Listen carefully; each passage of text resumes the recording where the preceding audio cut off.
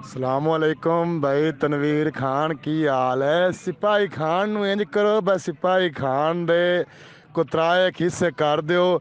ਇੱਕ ਹਿੱਸਾ ਹੁੰਦਾ ਸੀ ਆਟਾ ਸੇਲ ਪੁਆਇੰਟ ਤੇ, ਇੱਕ ਹਿੱਸਾ ਹੁੰਦਾ ਸੀ ਮਰਦਮਸ਼ੁਮਾਰੀ ਤੇ, ਇੱਕ ਹਿੱਸਾ ਹੁੰਦਾ ਸੀ ਲਗਾ ਜਨਾਬ ਅਲੀ ਮਾਹ ਰਮਜ਼ਾਨ ਮਸਜਿਦ ਡਿਊਟੀ ਤੇ। ਤਾਂ ਹੈ ਗੱਲ। ਤੇ ਇੱਕ ਹਿੱਸਾ ਹੁੰਦਾ ਕਰ ਦਿਓ ਜਿਹੜਾ ਰਾਤ ਨੂੰ ਗਾਸ਼ ਤੋਂ ਕਰੇਗਾ। ਸਿਪਾਹੀ ਜਿਹੜਾ ਹੈ ਨਾ, ਜਿਹੜਾ ਸਿਪਾਹੀ ਉਹ ਤਾਂ ਹੈ ਲੋਹੇ ਦਾ ਬਣਿਆ ਹੋਇਆ, ਉਹਦੇ ਘਰ ਵੀ ਕੋਈ ਨਹੀਂ, ਨਾ ਉਸ ਤੇ ਬੱਚੇ ਨਾ ਉਸ ਤੇ ਬੱਚੀਆਂ ਨੇ, ਨਾ ਉਹ ਥੱਕਦਾ ਹੈ, ਨਾ ਉਹਨੂੰ ਨਿੰਦਾ ਆਉਂਦੀ ਹੈ, ਨਾ ਉਹ ਸਹਿ ਸਕਦਾ ਹੈ, ਨਾ ਉਹ ਸਕੂਨ ਕਰੇ। ਸਿਪਾਹੀ ਜੋ ਹੈ ठीक है जनाब। तनवीर खान गैरा दियां साड़ियां लिख के जनाब पेशियां पवा रहे हो, मर्जी आले हो जनाब। सिपाही का मुड़ केड़ा काम है, यही है लिख छो सिपाही मजकूरा है बस।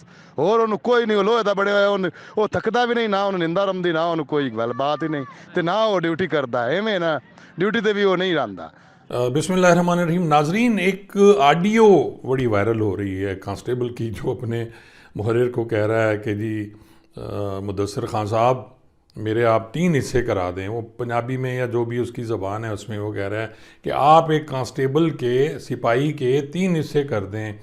जो एक हिस्सा जो है वो मर्दमशुमारी में भेजा करें, दूसरा हिस्सा आप भेजें जी उस पर जो ड्यूटीज़ लगी हुई है या आटा की ड्यूटी लगी हुई है उस पर भेज दें। तीसरा हिस्सा जो है वो आप भेज दें जी माह रमज़ान मसाजिद ड्यूटी पे। नाज़रीन, बहुत मुश्किल हो गया है पुलिस डिपार्टमेंट में कमी नफरी जो दूर नहीं की जा रही। इवन आईजी साहब ने भी लिख के दे दिया कि जी पंजाब में कोई इतनी कमी नफरी है, 3 लाख कुछ हज़ार लोगों की, जिसकी वजह से इलेक्शन नहीं होता। उनकी बात भी सही है, लेकिन मैं हमेशा ये कहता रहता हूँ कि अगर आप अपने जवान को आराम नहीं देंगे, आप अपने जवान को 8-8 घंटे ड्यूटी नहीं कराएंगे, तो आपके लिए मसाइल पैदा होंगे। बहुत से ऐसे मुलाजिम हैं जो आज भी सीनियर अफसरान के घरों में बैठ के काम कर रहे हैं। और मैंने पिछली दफ़ा एक व्लॉग भी किया था जिस पे था कि जी एक डीएजी साहब हैं जिनके घर में 25 मुलाजिम, और उन्होंने 5-5 खानसामा रखे हुए हैं, माली उनके घर में हैं, गनमैन उनके पास हैं, गाड़ियाँ तो इनके पास वैसे बहुत होती हैं।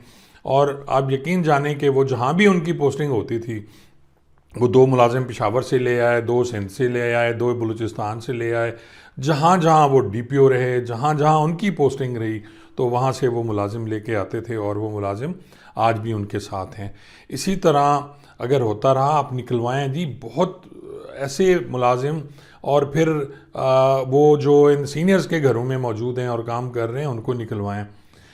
इसके अलावा आप जो जजेस को आपने दिए हुए हैं वो वहाँ से वापस लें। इतनी सिक्योरिटी ज़रूरी नहीं है। ये सिक्योरिटीज़ कुछ कम की थी किसी आईजी साहब ने, लेकिन फिर पता चला कि नहीं जी वो वैसे के वैसे वापस चले गए हैं। अब भी आप निकलें बाहर तो आपको बहुत ज़्यादा प्रोटोकॉल नज़र आता है। गाड़ी होती है और पीछे जनाब हमारे मुसल्ला जवान जो हैं बैठे हुए, और उनका बस नहीं चल रहा होता कि वो रूंद दें गाड़ियों के जो अपने वो जो उनका बॉस है या उनका जिसको लेके जा रहे हैं, तो उनको कैसे रास्ता दें। वो शाह से ज़्यादा शाह का वफादार होता है जी, और ये जो छोटा अमला होता है ये बहुत ज़्यादा एक्टिव हो जाता है इस मामले में। एक वीडियो भी वायरल हुई थी जिसमें को एक लम्हे के लिए किसी बंदे ने वो गाड़ी अपनी इधर नहीं की थी, उसको जाके थप्पड़ मारने शुरू कर दिए। शायद कराची की वीडियो थी। हर आदमी प्रोटोकॉल चाह रहा है और बड़ा शदीद ख़तरा है जान का उनको, और जब ये हदूद पे नहीं होते या इधर उधर हो जाते हैं तो फिर इनके सारे ख़तरात दूर हो जाते हैं। तो ये जो ऑडियो है कांस्टेबल की, जो उसकी दर्द भरी फरियाद है, मैं चाहूँगा कि आईजी साहब तक किसी तरह पहुँच जाए और वो कुछ ये करें। सर, इंसान जो है, और ख़ास तौर पे पुलिस का जवान, उसमें इतनी हिम्मत नहीं है आपके 3-3 ड्यूटियाँ इकट्ठे करे एक बंदा सुबह से लेकर रात तक।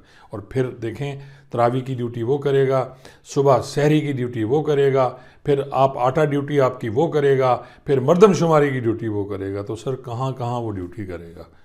तो इस बारे में सोचें।